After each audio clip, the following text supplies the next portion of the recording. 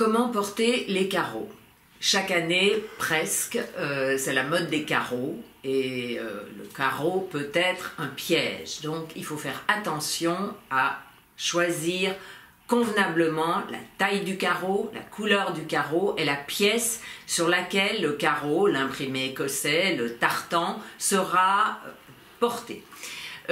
Si vous aimez les grands carreaux, il faut une pièce plutôt ajustée, qu'il s'agisse d'une veste, d'un manteau ou d'un pantalon.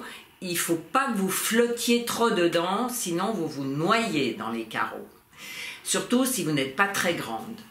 Si vous êtes un peu ronde et que vous voulez porter un carreau en haut, il faut faire attention à ne pas avoir quelque chose non plus trop moulant en choisissant un gros carreau. Parce qu'un gros carreau sur une pièce ajustée, ça vous grossit. Donc c'est vraiment subtil. Le carreau c'est assez gai et à la fois classique, mais c'est difficile à choisir, mine de rien.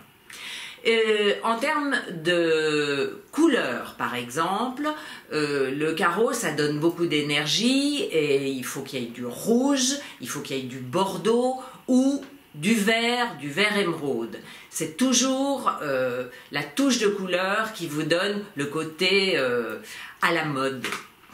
Vous pouvez également recycler vos anciens carreaux, parce qu'on a tous, toutes, une pièce à carreaux et vous prenez une veste par exemple que vous ceinturez ou si elle est déjà cintrée, vous changez les boutons ou vous posez une bordure de couleur contrastée au bord des manches ou le long du col ou le long de la veste tout autour.